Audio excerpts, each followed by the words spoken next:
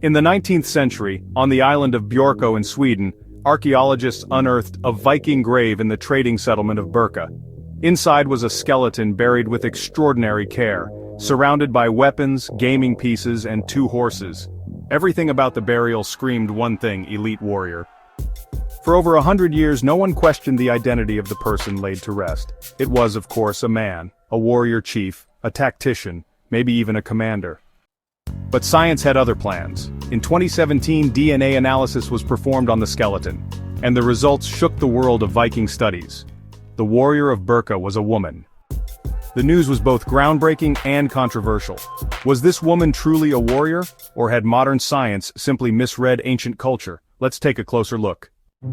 Grave BJ 581, as it's formally known, wasn't just any burial. The presence of a full set of weapons, sword, axe, spear, arrows, shield, along with a gaming board and pieces, indicates high military status.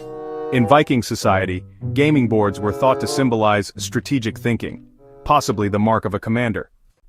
And yet, when it was confirmed the skeleton had XX chromosomes, the debate began. Could a woman really have held such a role in Viking warfare? Or was this an exception? A symbolic burial perhaps, or someone honored for a different kind of power?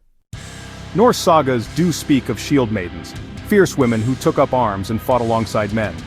Characters like Lagertha or Hervor aren't just fantasy, they echo something deeper in Norse belief.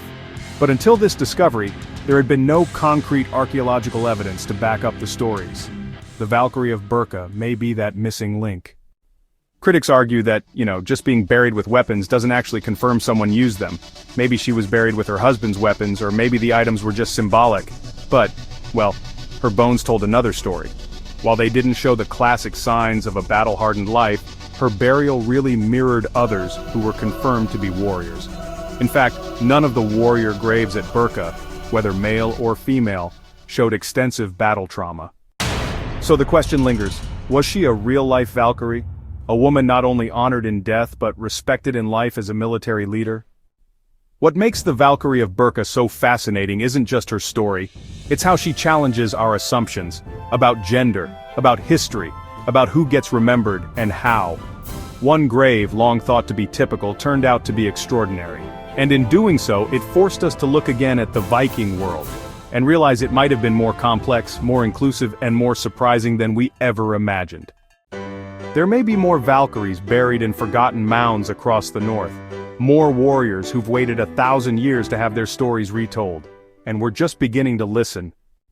If you enjoyed uncovering this mystery from the Viking past, subscribe to our channel for more ancient secrets, bold discoveries, and untold stories from history's darkest corners. New videos every week, because history still has secrets left to reveal.